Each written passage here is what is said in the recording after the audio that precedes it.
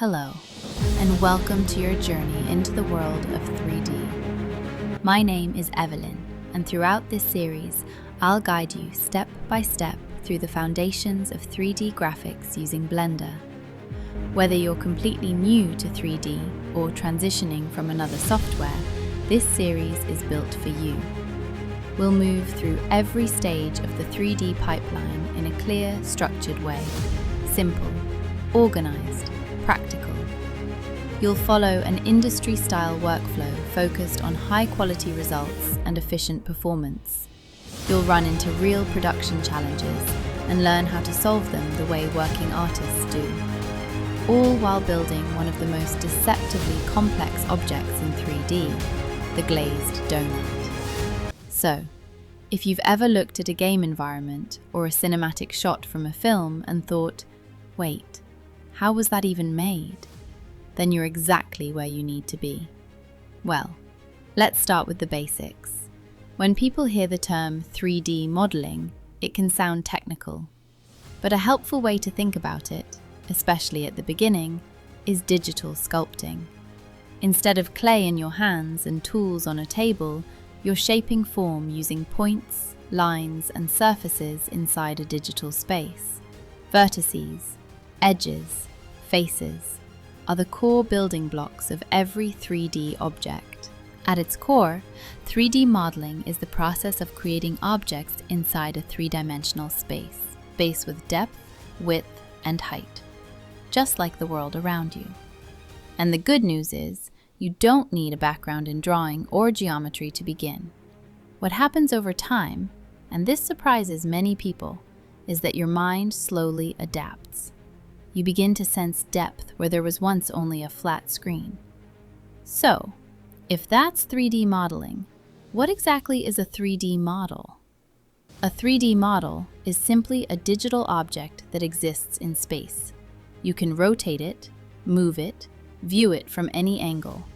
It behaves almost like a real object on your desk, except here you can reshape it and rebuild it endlessly. And when you create one, you're not just forming a shape. You're creating something that can be textured, animated, and rendered into a finished image. Creating a 3D asset typically follows a structured pipeline. Every great 3D project begins with modeling, shaping basic geometry into a recognizable form. Next is UV, unwrapping, preparing the surface so 2D textures can map correctly onto a 3D object. Then, texturing and materials, where color, surface variation, and realism begin to develop. After that comes lighting, designing how light interacts with the object to define form, mood, and material response. Then, animation, introducing motion and guiding the viewer's attention. And finally, rendering and compositing, where everything is processed into a final cinematic frame. In this series, we'll walk through that entire workflow, clearly and intentionally. At its heart, 3D creation is a bridge between imagination and reality. An idea in your mind becomes something you can see, refine, and share. Whether you're interested in games, visualization, design, or storytelling, everything begins with these fundamentals. Now, let's talk about Blender. Blender is a professional all-in-one 3D creation suite, and when people say all-in-one, they truly mean it. Within a single application, you can move through the entire creative process, from modeling and sculpting, to animation, to rendering, and even video editing, all without leaving the software. Instead of jumping between multiple programs, Blender lets you build your project step by step in one place. And one of the most impressive things about Blender, it's completely free. No subscriptions, no locked features, just download it, install it, and start creating. That accessibility is a major reason Blender has grown into one of the most widely used 3D tools in the world. Blender also has an interesting history. It began in 1994, created by Dutch artist Ton Roosendaal as an internal tool. Over time, especially after becoming open source, artists and developers around the world contributed to it. Version by version, It evolved into one of the most respected 3D tools today. So when you learn Blender, you're learning a living tool, constantly improving and growing with its community. Having said a little about 3D graphics, now let's move into Blender setup. First things first, we need to install Blender. If you're on Windows, visit blender.org and download the recommended version. Run the installer, follow the steps, and complete the setup. Then, launch Blender from your Start menu. If you're on Mac OS, download the disk image, open it, and drag Blender into your Applications folder. Then, launch it like any other app.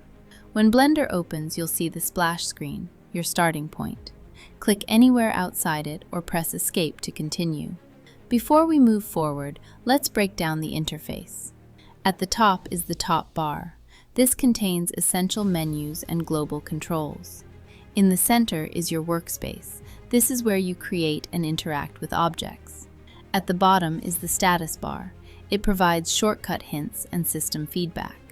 On the right side, you'll see the outliner and the properties editor. These panels manage scene structure and object settings. Blender organizes tasks into dedicated workspaces. There's the Layout workspace, which is great for general scene management, Modeling, where you focus on shaping geometry, Sculpting, which is more like working with digital clay, UV Editing, where textures are prepared and aligned, Animation, with timelines and keyframes, Shading, where you create and edit materials, Rendering, where you preview and finalize your output. Geometry Nodes is for procedural modeling, where you manipulate geometry using a node-based workflow. And Compositing Workspace is for post-processing your rendered images or animations. You can switch between workspaces using the tabs at the top, or press Ctrl plus Page Up and Page Down. Navigation is another essential skill. To orbit around the scene, hold the middle mouse button and drag. As you move the mouse, your viewpoint slowly circling the object, like you're stepping around it and looking at it from different sides. If you don't have a middle mouse button, you can left-click on this navigation gizmo here and drag it instead. It does the same thing. To zoom in and out, scroll the mouse wheel. And if scrolling isn't an option, you can also click the magnifying glass icon and drag. To pan sideways, hold Shift and the middle mouse button while dragging. This slides your view horizontally or vertically without rotating. And again, if you don't have that button, you can click the hand icon and drag instead. To quickly adjust your view to an object, press the tilde key and choose the desired view from the radial menu. You can also frame the selected object in view from the View tab using Frame Selected. In the default scene, you'll notice several core elements. A cube at the center, your starting mesh. There's a light source, which controls how the scene is illuminated. A camera, which defines what Blender will actually render. A 3D cursor, which acts like a placement marker for new objects. And a grid floor, representing the world's coordinate system, your reference for scale and direction. Before moving forward, it's helpful to adjust Blender for comfort. Press Ctrl, or go to Edit and then Preferences. If you're using a laptop without a numpad, enable Emulate Numpad. If you don't have a middle mouse button, enable Emulate 3-button mouse. In this same window, you can also adjust themes, interface scale, and even customize shortcuts. Once you adjust settings in the way that suits for your workflow, click Save Preferences so your setup stays exactly the way you want it. And as we wrap up this introduction, remember, start simple, practice consistently, improve gradually, be patient with yourself. Every professional artist once started exactly here, curious, uncertain, and willing to learn. In the next session, we'll begin object manipulation and basic modeling as we build your first glazed donut. I'll see you in the next part.